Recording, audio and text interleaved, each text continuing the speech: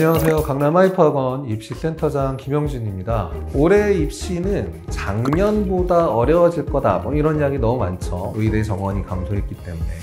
금년에 원서 지원을 하게 될 때에는 올해 선발하는 의대 인원 자체가 2024학년도하고 거의 유사하기 때문에 2024학년도의 입시 결과를 바탕으로 해서 지원 전략을 짜야 된다 이런 이야기가 되게 많은데 반은 맞고 반은 틀려요. 왜 틀리냐 하면 2024학년도 수시에선 교과 전형, 그 다음에 종합 전형, 논술 전형 이렇게 크게 세 가지를 나눌 수 있는데 교과 전형에서도 교과를 반영하는 방식이 그때와 달라진 학교들이 있습니다.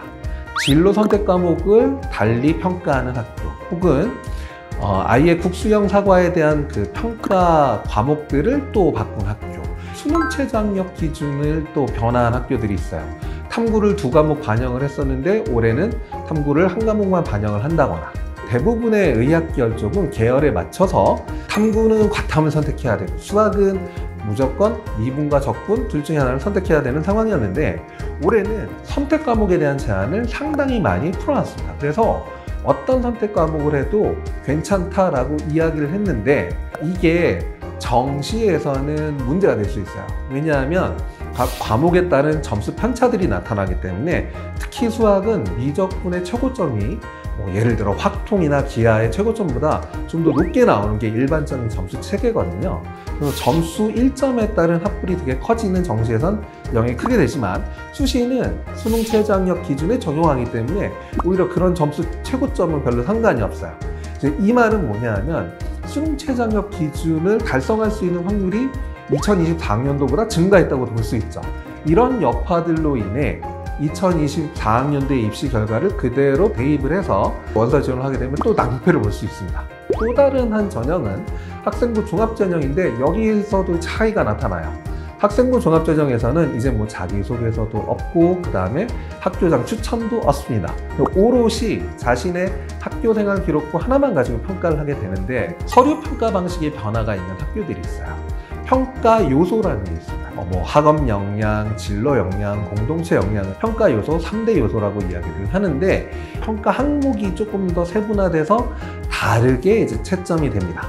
또 다른 하나는 각 평가 요소들마다 반영 비율들이 차이가 있어요. 2028학년도 지금 현재 고1로 올라온 학생이죠. 이때부터 개정교육 과정이 도입이 됩니다. 등급 체계도 지금 현재 고2, 고3과는 확연히 달라지는 5등급 체계가 되고요. 작성되는 내용 자체도 달라지게 돼요.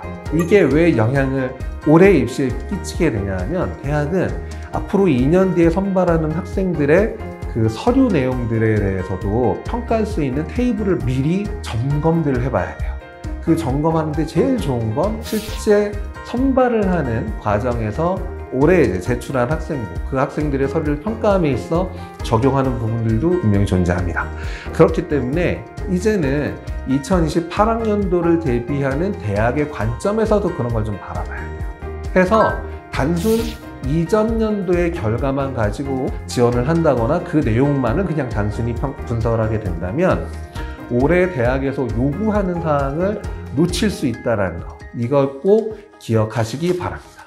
그리고 수시 이외에 이제 정시에서도 변화되는 부분들이 좀 있습니다. 첫 번째로 변화가 되는 건 탐구 선택에 대한 이제 제약이 많이 줄어들었다. 탐구를 사탐을 해도 되고 인문계열에 지원을 하는데 과탐을 해도 되고 기준이 이제 없어지다 보니까 학생들의 교차 지원이 되게 많이 활발히 일어날 것이다 이런 이야기를 많이 하는데 냉정하게 의학계열은 그렇게 가기가 어렵습니다. 왜냐하면 교차 지원이 가능한 대학들은 대부분 다 가산점들이 있어요.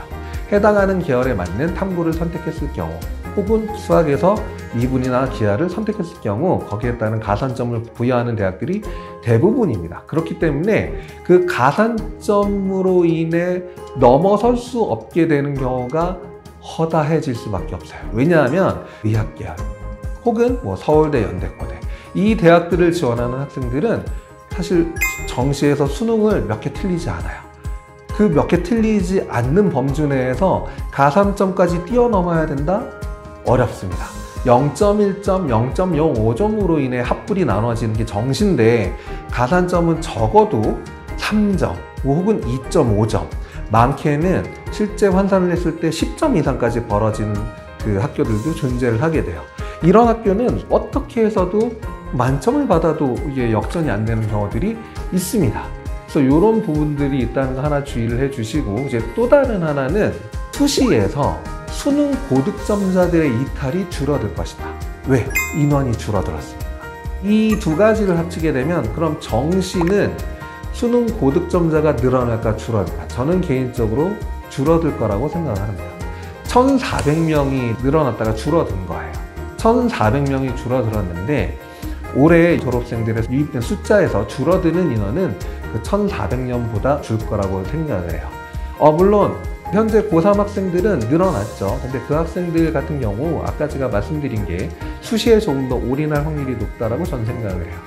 그 결과로 정시는 오히려 뭐 작년보다 힘들어졌다 이런 것보다는 탐구로 인해 그 유동 인구들로 인해 나타나는 결과의 변화들이 있을 수 있다는 거, 그런 점을 조금 더 잘 기억하시고, 무조건적으로 과탐이 어려우니까 사탐으로 가야지 이렇게 생각을 하신다면 최상위권은 사실 쉽지 않습니다.